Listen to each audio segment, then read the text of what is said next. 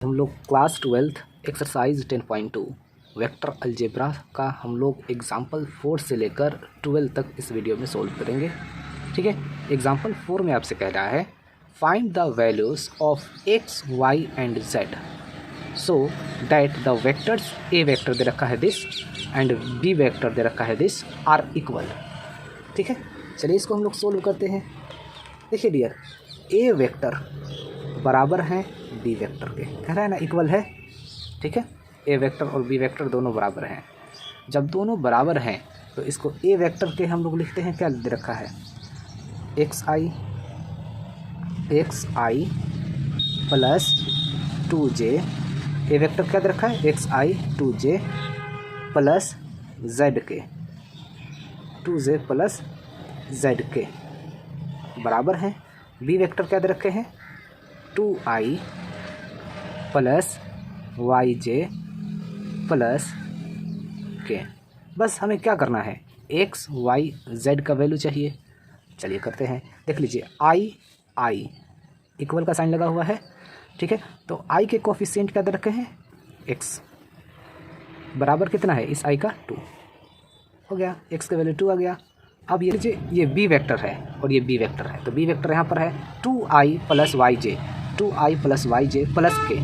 ठीक है, अब यहाँ देख लीजिए j का कोफिशिएंट y है तो y बराबर है किसके y, इसमें आइए फिर j के कोफिशिएंट क्या है y, तो y लिख दिया बराबर है किसके j का कोफिशिएंट 2 है तो 2 हो गया y का वैल्यू 2।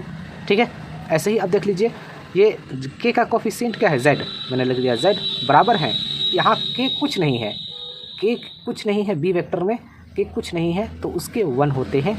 ठीक है, इसके कोफिशिएंट 1 है तो 1 हो गया आंसर। ठीक, एग्जाम्पल नंबर 5 में आपसे कह रहा है लेट ए वेक्टर और B vector is magnitude A बराबर है मैग्नीट्यूड बी के। क्या ए मैग्नीट्यूड बी मैग्नीट्यूड के बराबर हैं? ठीक है, are the vectors A and B equal. तो हमें कह रहा है कि ए वेक्टर भी इक्वल होने चाहिए। क्या ए वेक्टर और बी वेक्टर इक्वल है ये भी बताना है। तो देख लीजिए इसमें हमें क्या करना होगा सबसे पहले, चलिए हम लोग सोल्व करते हैं। सबसे पहले हम लोग मैग्नीट्यूड ए निकालते हैं, ए मैग्नीट्यूड हम लोग फाइंड करते हैं। कैसे फाइंड करेंगे, अंडर रूट दीजिएगा और देख लीजिए ए है ना ये वेक्टर, तो आई के कोफिशिएंट क्या है 1 है तो 1 का x² लिख दीजिए, प्लस जे का कोफिशिएंट 2 है तो 2 का x² लिख दीजिए। ठीक है, अगर k होता तो k का भी x² कर देते प्लस में। ठीक है, लेकिन k नहीं है, अंडर रूट 1 का x² 1 प्लस 2 का x² 4 यानी कि अंडर रूट 5। ठीक है, मैग्नीट्यूड ए रूट 5 आ गया। ठीक है, मैग्नीट्यूड के लिए हम इस तरीके से ठीक है मोड में लिखेंगे तो मैग्नीट्यूड आप फाइंड करेंगे इस तरीके से। ठीक है, मोड में मैग्नीट्यूड को फाइंड करते हैं, समझ में आ गया। अब बी वेक्टर का मैग्नीट्यूड भी हमें निकालना होगा। चलिए बी वेक्टर का मैग्नीट्यूड फाइंड करते हैं।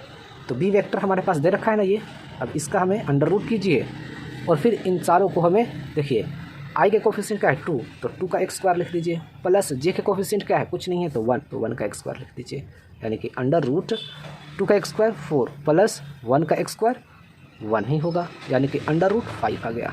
ठीक है, तो इसमें कह रहा है ना क्वेश्चन में इज़ ए मैग्नीट्यूड बराबर है बी मैग्नीट्यूड के, तो हाँ बराबर है। ठीक है, यस लिख दीजिएगा आप यहाँ पर, यस ए मैग्नीट्यूड बराबर है बी मैग्नीट्यूड के। ठीक है, ये आपका हो गया। फिर इसमें आपसे कह रहा है are the vectors A and B equal, A vector और बी वेक्टर इक्वल हैं बताइए। तो देख लीजिए आई के कोफिशिएंट क्या है 1 कुछ नहीं है तो 1, और यहाँ पर आई के कोफिशिएंट क्या है 2 तो बराबर है नहीं है, सेम होने चाहिए, यहाँ भी 1 है तो यहाँ भी 1 होना चाहिए। जे के कोफिशिएंट यहाँ 2 है और यहाँ जे के कोफिशिएंट 1 है तो ये भी नहीं है, यानी कोई भी आई जे के देखिए आई जे के में कोई भी अगर इक्वल होने चाहिए तीनों में। ठीक है, जैसे कि आई के कोफिशिएंट 1 है तो यहाँ 2 है तो बराबर है ही नहीं। ठीक है, तो आप लिखिएगा नो। ठीक है, नो लिखिएगा, ए वेक्टर बराबर नहीं है बी वेक्टर के। ठीक है डियर, बस हो गया आपका आंसर। देखते हैं example number 6 find unit vector in the direction of vector. A vector दे रखा है हमारे पास और हमें इसका यूनिट वेक्टर फाइंड करना है। चलिए यूनिट वेक्टर के लिए क्या फॉर्मूला होता है, यूनिट वेक्टर फाइंड करना है, ए वेक्टर है यानी कि एक कैप लिखेंगे हम यूनिट वेक्टर के लिए, याद रखिएगा ए कैप। ठीक है, एक कैप का मतलब हम यूनिट वेक्टर फाइंड कर रहे हैं, ये कैप है। ठीक है, क्या दे रखा है बताइए, यूनिट वेक्टर के लिए क्या फॉर्मूला होता है, याद रखिएगा ए वेक्टर बटा मैग्नीट्यूड ऑफ ए वेक्टर। ठीक है, समझ में आया? यही फार्मूला होता है। यूनिट वेक्टर को हम ए कैप से डिनोट करेंगे और इसका फार्मूला ए वेक्टर बटा मैग्नीट्यूड ऑफ ए। ठीक है, समझ में आ गया? अब हमें देख लीजिए, ए वेक्टर तो हमें पता है, क्या दे रखा है 2i प्लस में 3j प्लस में k बटा, ये मैग्नीट्यूड ए हमें पता नहीं है, तो इसके लिए हमें मैग्नीट्यूड ए फाइंड करना होगा। क्या करते हैं मैग्नीट्यूड फाइंड करने के लिए? आपको पता होगा अंडर रूट और ये सब का एक स्क्वायर कर दीजिए। आई जे के कोफिशिएंट को एक स्क्वायर कर दीजिए। तो आई के कोफिशिएंट क्या है 2, तो 2 का एक स्क्वायर, प्लस जे के कोफिशिएंट क्या है 3, तो 3 का एक स्क्वायर, प्लस के का कोफिशिएंट क्या है, कुछ नहीं है तो 1 होते हैं। ठीक है, तो 1 का एक स्क्वायर, यानी कि अंडर रूट 2 का एक स्क्वायर 4 प्लस 3 का एक स्क्वायर 9 प्लस 1 का एक स्क्वायर 1, यानी कि अंडर रूट 9 और 1 10 और 4 14, यानी कि यहाँ पर मैग्नीट्यूड ए कितना आया हमारा √14। समझ में आया? अब हम क्या करेंगे, सबको अलग अलग आप कर लीजिए। ठीक है,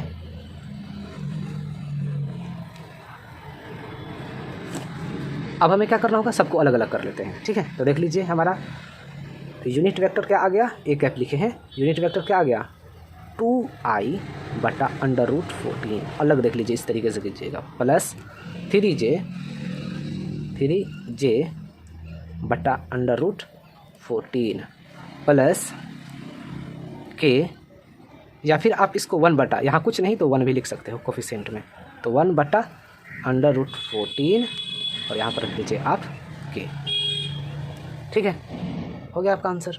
example number 7, find a vector in the direction of vector, A vector दे रखा है दैट हैज़ मैग्नीट्यूड 7 यूनिट्स। ठीक है, 7 यूनिट्स दे रखा है। सबसे पहले इसको हम लोग को फाइंड करने के लिए क्या करना होगा, ए मैग्नीट्यूड हमें फाइंड करना है।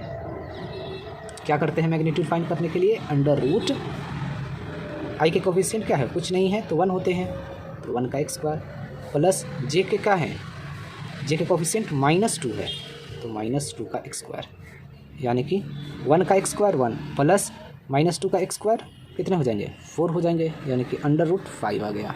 ठीक है, ए मैग्नीट्यूड कितना आ गया अंडर रूट 5। अब हमें इसका यूनिट वेक्टर देख लीजिए, यूनिट वेक्टर को हम ए कैप से डिनोट करते हैं, क्या होते हैं फार्मूला, ए वेक्टर बटा मैग्नीट्यूड ऑफ ए। ठीक है, ए वेक्टर हमारा क्या दे रखा है, यही तो दे रखा है, इसको आप लिख लीजिए, क्या दे रखा है आई प्लस आई माइनस 2j। ठीक है, 2j। ठीक है, आई ए वेक्टर क्या दे रखा है आई माइनस 2j।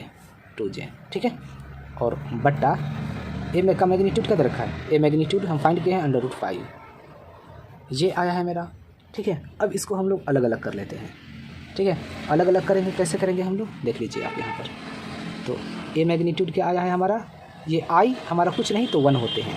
ठीक है, तो 1 बटा अंडर रूट 5 आई माइनस 2 बटा अंडर रूट 5j।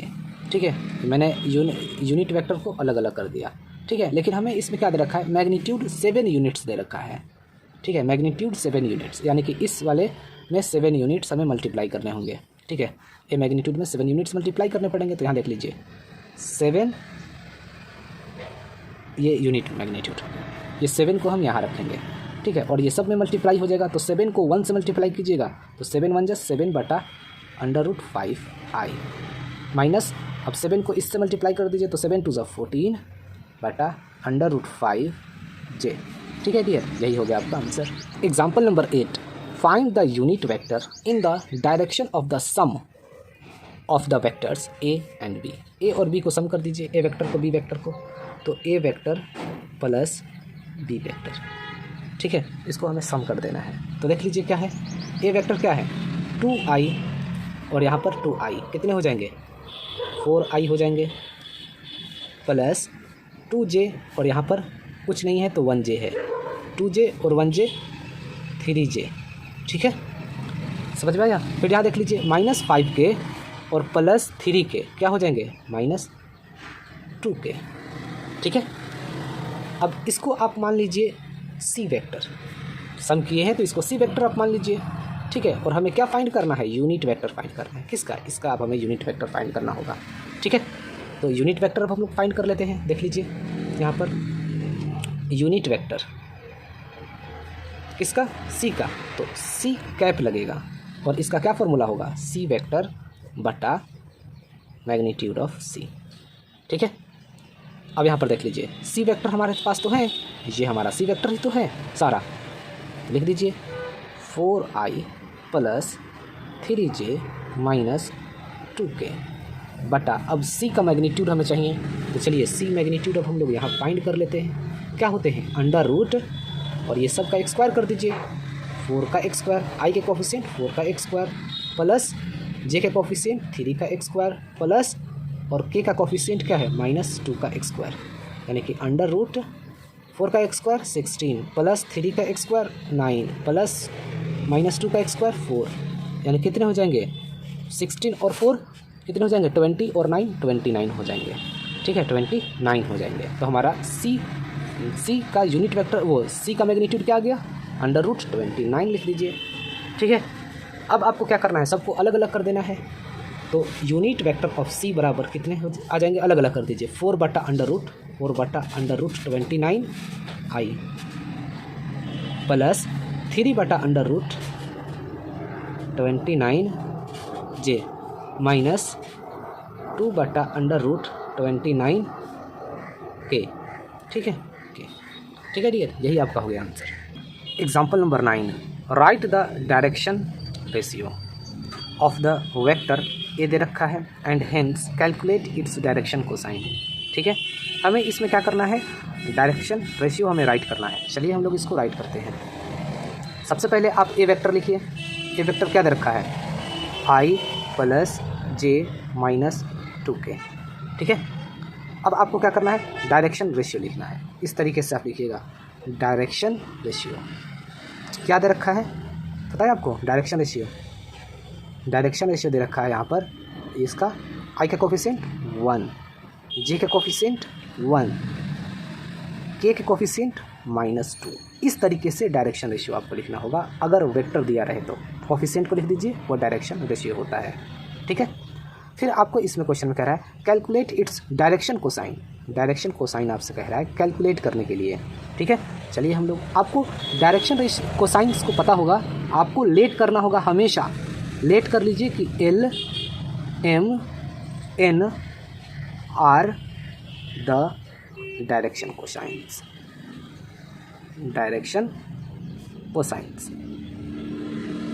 ठीक है। ये आपको लेट कर लेना है, ये हमेशा जब भी आपसे कहेगा ना डायरेक्शन कोसाइन फाइंड करने के लिए, आपको लेट कर लीजिएगा LMNR डायरेक्शन कोसाइंस, ठीक है। समझ में आ गया। अब देख लीजिए, अब हमें क्या करना होगा, अब L बराबर क्या हो जाएंगे 1, ये है ना वो 1। L बराबर कैसे फाइंड करते हैं, 1 फाइंड करेंगे हम, 1 लिखेंगे बटा, अब ए वेक्टर लिख लीजिए, ए का मैग्नीट्यूड क्या होते हैं, ए का मैग्नीट्यूड कैसे फाइंड कीजिएगा, चलिए इस तरीके से ही फाइंड कर लेते हैं। ए का मैग्नीट्यूड क्या होते हैं, इसका कोफिशिएंट का स्क्वायर कर दीजिए, आई के कोफिशिएंट 1 तो 1 का स्क्वायर, आई के कुछ नहीं होते तो 1 है, जे के कुछ नहीं होते तो 1 होते हैं, प्लस जे के 1 का स्क्वायर प्लस -2 का स्क्वायर, ठीक है। यानी कि 1 बटा क्या आ गया, अंडर रूट 1 का स्क्वायर 1 प्लस 1 का स्क्वायर 1 प्लस -2 का स्क्वायर 4, यानी कि 1 बटा अंडर रूट 1 और 1 2 और 4 6, ये आ गया मेरा, ठीक है। अब ऐसे ही हम L के बाद M निकालेंगे। M के लिए क्या करेंगे, ये देख लीजिए क्या है दूसरा नंबर में, डायरेक्शन कोसाइन, वो डायरेक्शन रेशियो में क्या दे रखा है 1, तो 1 लिख दीजिए बटा, अब मैग्नीट्यूड ऑफ ए लिख दीजिए, अंडर रूट यही आ जाएगा पूरा, यही रहेगा मैग्नीट्यूड ऑफ ए, क्या हो जाएगा 1 का स्क्वायर प्लस 1 का स्क्वायर प्लस -2 का स्क्वायर, यही तो होंगे magnitude of A, equal to 1 बटा अंडर रूट 1 का स्क्वायर 1 प्लस 1 का स्क्वायर 1 प्लस -2 का स्क्वायर 4, यानी कि 1 बटा अंडर रूट 1 और 1 2 और 4 6, ये आ गया, ठीक है। अब देख लीजिए हमें क्या करना होगा, अब L हो गया, M हो गया, अब N निकालना है, तो N के लिए भी ऐसे ही करेंगे। N के लिए क्या है -2, याद रखिएगा -2 दे रखा है, डायरेक्शन रेशियो क्या है -2 है, तो आपको लिखना होगा -2 बटा, अब मैग्नीट्यूड ऑफ ए लिख दीजिए, मैग्नीट्यूड ऑफ ए क्या दे रखा है, अंडर रूट यही हो जाएंगे 1 का एक्स स्क्वायर प्लस 1 का एक्स स्क्वायर प्लस -2 का एक्स स्क्वायर, यानी कि -2 बटा अंडर रूट 1 का एक्स स्क्वायर 1 प्लस 1 का एक्स स्क्वायर 1 प्लस -2 का एक्स स्क्वायर 4, यानी कि -2 बटा अंडर रूट 6। ठीक है, यही आपका हो गया आंसर। ठीक है, अब example number 10, find the vector joining the points P and Q दे रखा है, directed from P to Q। देख लीजिए इसमें क्या दे रखा है, एक P पॉइंट है और दूसरा क्या है, Q पॉइंट है। ये P पॉइंट है और ये Q पॉइंट है। ठीक है, कह रहा है ना यहाँ पर joining the points P Q directed from P Q, तो P से Q मैंने कर दिया। अब P के क्या दे रखे हैं, वर्टिसेस लिख लीजिए 2 3 0 2 3 0। Q के क्या दे रखे हैं, -1 -2 -4 -1 -2 -4। ये हमारे पास गिवन है। अब हमें क्या फाइंड करना है, अब हमें क्या फाइंड करना है, इस पी क्यू को फाइंड करना है। ठीक है, पी क्यू हमें फाइंड करना है। ठीक है, find the vector joining, joining कह रहा है ना, जॉइनिंग द पॉइंट्स, यानी कि पी क्यू ये जॉइन हो गया पॉइंट्स। ठीक है, तो इसके लिए क्या होता है, याद रखिएगा हमेशा के लिए, या आप ऐसा ही जब भी कहे ना joining, find the vector joining, vector joining का मतलब इन दोनों वेक्टर जॉइन कर देना है आपको। ठीक है, क्या होते हैं, पोजीशन वेक्टर ऑफ क्यू में से आपको घटाना होगा, क्यू माइनस, शॉर्ट में लिख देता हूँ, पोजीशन वेक्टर ऑफ पी। ठीक है, समझ में आ गया। अब देख लीजिए अब आपको क्या करना होगा इसमें, position vector of Q, Q के लिए क्या है -1 और फिर माइनस का साइन ये हो गया और फिर -2, -1 और -2 क्या हो जाएंगे, -3 हो जाएंगे, तो -3 आई लिख दीजिए। फिर -2 और -3 क्या हो जाएंगे, -5, तो -5 जे लिख दीजिएगा। ठीक है, फिर -4 और -0 -4 ही होगा, तो -4 के लिख दीजिए। ठीक है, दिस इज योर आंसर।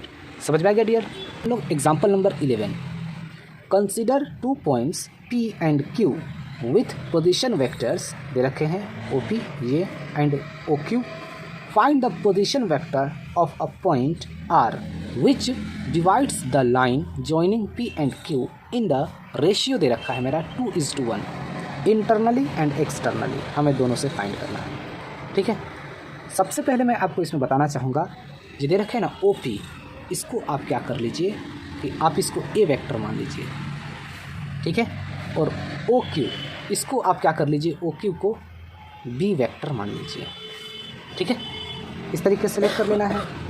अब आपको क्या करना है, सोल्व में इंटरनली कह रहा है ना, फर्स्ट नंबर में इंटरनली, इंटरनली के लिए आप फॉर्मूला एक याद रखिएगा, MB vector plus NA vector बटा M प्लस N, ये होता है इंटरनली के लिए। इंटरनली में प्लस लग जाएंगे और एक्सटर्नली में माइनस लग जाएंगे। ध्यान दीजिए, find the position vector of a point R, R दे रखा है ना यहाँ पर, तो आपको अब क्या करना होगा, OR निकालना है। ठीक है, OR निकालिए। कैसे, यहाँ पर देख लीजिए M क्या है हमारा, ये M है और ये N है, याद रखिएगा। M क्या है हमारा 2 इंटू, अब B क्या है हमारा, B को मैंने इसको लेट किया था ना, क्या दे रखा है, A vector plus B vector plus B vector plus ये N दे रखा है, N क्या है हमारा 1। ठीक है, इंटू A वेक्टर क्या दे रखे हैं, A वेक्टर मैंने जो लेट किया था ये है हमारा 3A माइनस 2B। क्लियर, ये समझ में आ गया, बटा M प्लस N, तो MN यानी कि 2 + 1। बहुत आसान तरीके में आपको बता रहा हूँ, इसी ऐसे ही आपको करना होगा। तो OR इक्वल टू क्या हो जाएंगे, अब यहाँ पर देख लीजिए, अब आप मल्टीप्लाई कर दीजिए 2A plus 2B plus 3A को 1 से कीजिएगा तो 3A ही होगा, माइनस 2B को 1 से कीजिएगा तो 2B होगा, बटा 1 और 2 3। अब यहाँ पर देख लीजिए plus 2B minus 2B vector से कट गया, क्या बच गया आपके पास 2A और 3A, 5A बटा 3। ये हो गया आपका आंसर इंटरनली वाला। ठीक है, और एक्सटर्नली के लिए हमें क्या करना होगा, ध्यान दीजिए यहाँ पर एक्सटर्नली, इसके लिए भी तो हमें फाइंड करना है पोजीशन वेक्टर। चलिए क्या दे रखा है, इसके लिए फॉर्मूला होता है MB माइनस लग जाएगा NA ठीक है, बटा m माइनस n, ठीक है, दोनों तरफ माइनस लग जाएंगे। पहले दोनों तरफ इंटरनली में दोनों तरफ प्लस थे और एक्सटर्नली में दोनों तरफ माइनस हो जाएंगे, ये आप याद रखिएगा, ठीक है। बस अब हमें यहाँ पर फाइंड करना है। चलिए हम लोग फाइंड करते हैं position vector OR is equal to क्या हो जाएंगे, ये m क्या है हमारा, m तो हमारा 2 ही रहेगा, ठीक है। और फिर लिख दीजिए b क्या है हमारा, b हमारा यही रहेगा, यही तो हमारा b है, देख लीजिए यही b है, तो b लिख दीजिए आप, यानी कि यही वाले चीज़ों को आप लिखिएगा। तो a vector plus b vector minus है n क्या है हमारा, n के लिए 1 ही था, 1 ही रहेगा, और a क्या है हमारा, a में यही रहेगा हमारा 3a माइनस 2b, ठीक है वेक्टर। बस माइनस का साइन यहाँ आ गया है, यहाँ प्लस था माइनस आ जाएगा, बट्टा m माइनस n, m क्या है हमारा, m है हमारा 2, ठीक है, n क्या है 1, तो माइनस का साइन आ जाएगा बीच में 1, ठीक है। अब देख लीजिए OR is equal to 2a plus 2b minus 3a minus और minus plus 2b vector, minus और माइनस प्लस हो गए हैं, याद रखिएगा, बटा 2 में से 1 घटाएंगे तो 1, ठीक है। तो आपका आंसर क्या आ गया बताइए। अब यहाँ पर देख लीजिए, अब यहाँ पर देख लीजिए 2a और यहाँ पर देख लीजिए 2b vector plus 2b vector 4b vector, और यहाँ देख लीजिए 2b वेक्टर और माइनस 3, तो क्या हो जाएंगे 2 और फिर माइनस 3, यानी कि माइनस a वेक्टर, ठीक है। चलिए आपका हो गया आंसर एक्सटर्नली वाला, एक्सटर्नली का ये हो गया और इंटरनली का ये हो गया, ठीक है dear. Example number 12, show that the points A दे रखा है, बी दे रखा है, सी दे रखा है, are the vertices of a right angle triangle. Right angle triangle बराबर क्या होते हैं, आपने पढ़ा होगा, हाइपोटेनियस का x square equal to perpendicular का x स्क्वायर प्लस बेस का x स्क्वायर, ये आपने तो पढ़ा ही होगा, यानी कि AB का x स्क्वायर, BC का x स्क्वायर, CA का x स्क्वायर, ठीक है। ये होते हैं इस तरीके से, अगर राइट एंगल है, ठीक है, ये A हो गया, मान लीजिए ये B हो गया, ये C हो गया, तो हमें इसमें कुछ भी अभी पता नहीं है, कौन हाइपोटेनियस है, कौन बेस है, कौन परपेंडिकुलर है, हमें पता नहीं है। ये सब चीज़ें हमें फाइंड करके ही जब भी हम इसको क्या कर सकते हैं, शो करना है, यानी कि हम प्रूफ करना है हमें कि यह राइट एंगल ट्रायंगल है, ठीक है। तो कैसे करना है, चलिए हम लोग इसको करते हैं। देख लीजिए, उसके लिए आपको क्या करना होगा, ए वेक्टर आपको निकालना होगा, ठीक है।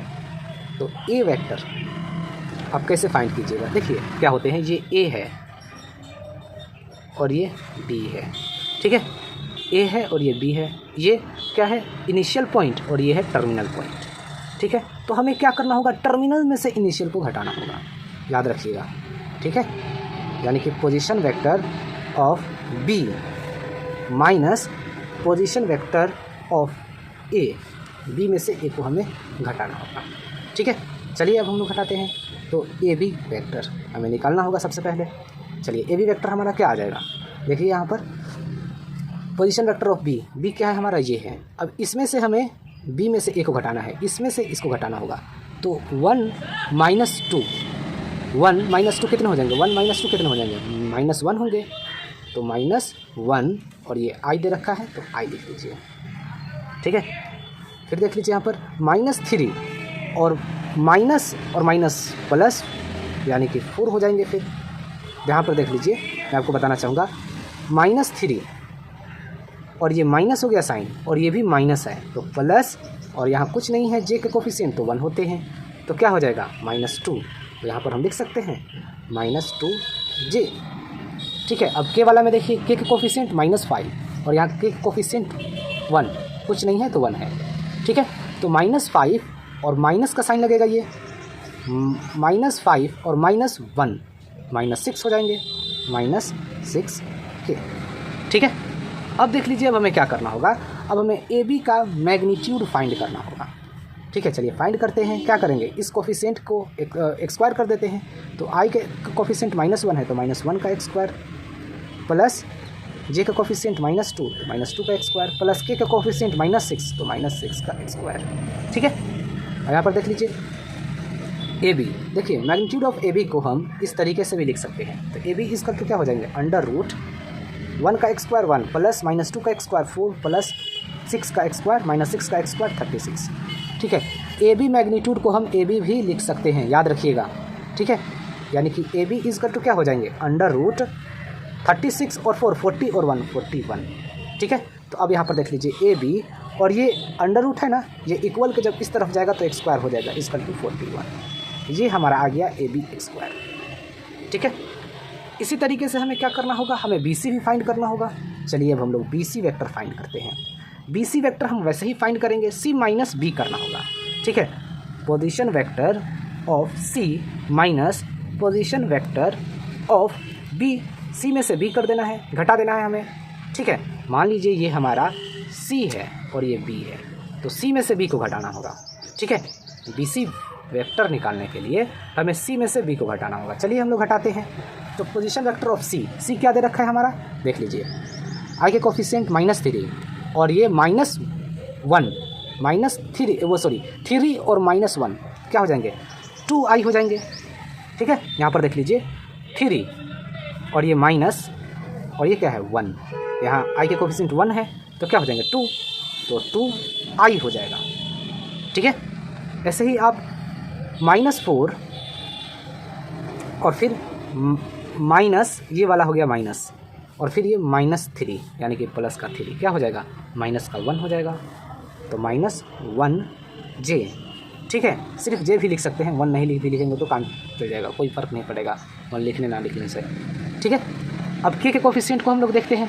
के कोफिशिएंट क्या है, सी में देख लीजिए -4 और इसके और ये वाला हो गया माइनस और फिर ये +5, तो -5 तो माइनस प्लस हो जाएगा 5। ठीक है, क्या आ गया 1 आ गया। ठीक है, तो आप लिख दीजिएगा +1 के, यानी कि 1 के को हम क्या लिखेंगे, 1 के को सिर्फ के लिख दीजिए। समझ में आया। अब हमें इसका मैग्नीट्यूड फाइंड करना होगा, तो बी सी का मैग्नीट्यूड अब हम लोग फाइंड करते हैं। क्या होगा, कोफिशिएंट को स्क्वायर कर दीजिए, आई के कोफिशिएंट 2 तो 2 का स्क्वायर प्लस जे का कोफिशिएंट -1 तो -1 का स्क्वायर प्लस के कोफिशिएंट क्या है, कुछ नहीं है तो 1 होते हैं तो 1 का स्क्वायर, यानी कि अंडर रूट 2 का स्क्वायर 4 प्लस -1 का स्क्वायर 1 प्लस 1 का स्क्वायर 1 इसका टू अंडर रूट कितने हो जाएंगे 4 5 और 1 6 अंडर रूट 6। यानी कि अब हम बी सी मैग्नीट्यूड को हम बी सी भी लिख सकते हैं, इसका टू अंडर रूट क्या आ गया 6 आ गया। ठीक है, अब देख लीजिए आप यहाँ पर ये अंडर रूट है, इक्वल के अंदर जाएगा तो ये बी सी स्क्वायर हो जाएगा, क्या हो गया 6 आ गया, बी सी स्क्वायर कितना आ गया 6 आ गया। ऐसे ही अब हम सी ए भी निकालेंगे। ठीक है, देख लीजिए सी ए हम कैसे फाइंड करेंगे, सी ए भी हमें निकालना होगा। ठीक है, सी ए कैसे हम निकालेंगे, कैसे निकालेंगे सी ए निकालने के लिए हमें करना होगा position vector of A minus position vector of C, position vector of A minus position vector of C हमें करना होगा। ठीक है, तो पोजीशन वेक्टर ऑफ ए कितना दे रखा है बताइए, ए कितना दे रखा है हमारा 2। ठीक है, तो 2 हो जाएगा, फिर माइनस ये वाला माइनस और फिर सी कितना दे रखा है, सी दे रखा है हमारा 3 कितना आ जाएगा -1 हो जाएगा ना भाई -1, तो आपको लिखना होगा यहाँ पर -1i। ठीक है, और फिर यहाँ पर देख लीजिए ये क्या दे रखा है -1 और फिर क्या दे रखा है सी देख लीजिए, जे के कोफिशिएंट -4 तो माइनस ये हो गया और फिर -4 तो +4 यानी कि 3 आ गया, तो लिख दीजिएगा +3j। ठीक है, +3j लिखिएगा। ठीक है, और फिर क्या दे रखा है के कोफिशिएंट क्या दे रखे हैं, के कोफिशिएंट 1 और ये माइनस ये वाला आ गया और फिर यहाँ पर सी में देख लीजिए -4 तो प्लस का 4 यानी कितना आ गया 5 आ गया 145, आप लिख सकते हैं यहाँ पर प्लस का 5 के। ठीक है, ये हो गया। अब देख लीजिए अब आपको क्या करना है इसमें, ये सी ए, तो अब देख लीजिए अब आपको इसका मैग्नीट्यूड भी आपको फाइंड करना होगा, सी ए का मैग्नीट्यूड फाइंड करने के लिए आपको ये कोफिशिएंट का आई जे के कोफिशिएंट को स्क्वायर कर दीजिए, तो -1 का स्क्वायर प्लस 3 का स्क्वायर प्लस 5 का स्क्वायर यानी कि अंडर रूट 1 का स्क्वायर 1 प्लस 3 का स्क्वायर 9 प्लस 5 का स्क्वायर 25 यानी कि अंडर रूट कितने हो जाएंगे 25 और 9 और 1 10 यानी कि 35 आ गया। ठीक है, यानी कि सी ए मैग्नीट्यूड ऑफ सी ए को हम सी ए भी लिख सकते हैं, कितना आ गया अंडर रूट 35 यानी कि सी ए ये अंडर रूट है जब अंदर आएगा तो x² हो जाएगा इक्वल टू 35। ठीक है, देख लीजिए ये आ गया हमारा। बस अब मैंने क्या किया, यहाँ पर AB का x² निकाल लिया, BC का x² निकाल लिया, CA का x² निकाल लिया। अब देखिए दोनों को जोड़िए, अब हमें कौन सा इसमें हाइपोटेनियस हो सकता है। यहाँ पर ध्यान दीजिए, मैंने क्या बताया था, P और B जोड़ दीजिएगा तो वो हाइपोटेनियस हो जाएगा। नेक्स्ट जो बच जाएगा, तो यहाँ पर देख लीजिए ये AB है 41 और यहाँ पर 6, यहाँ पर 6 और 35 इन दोनों को जोड़िएगा 6 और 35 इन दोनों को अगर आप जोड़िएगा तो 41 हो रहे हैं। इसका मतलब क्या हो गया कि ये हमारा हाइपोटेनियस हो गया और ये हो गया परपेंडिकुलर और ये हो गया हमारा बेस। समझ में आया? ठीक है, तो आपको क्या करना है अब इसके बाद ध्यान दीजिए कि BC का x² यहाँ है ना, BC का x² प्लस CA का x²। BC का x² कितना है 6 प्लस CA का x² कितना है 35, यानी कि कितने आ गए 41 आ गया, 41 आ गया ना। और 41 यह किसके बराबर है, 41 आया है हमारा AB का x²। देख लीजिए, तो आप लिख सकते हैं ना यहाँ पर BC का x² प्लस CA का x² बराबर AB का x²। ये आप लिख दिए, हो गया ये आपका। ठीक है, ये हमारा हाइपोटेनियस हो गया, ये परपेंडिकुलर हो गया, ये बेस हो गया। ठीक है, हाइपोटेनियस आते हैं ना भाई, हाइपोटेनियस का x² इक्वल टू परपेंडिकुलर का x² प्लस बेस का x²। प्रूफ हो गया, तो आप यहाँ पर लिख दीजिएगा hence triangle is right angle. ये इज है, ट्रायंगल इज राइट एंगल, हो गया प्रूफ्ड। ठीक है डियर।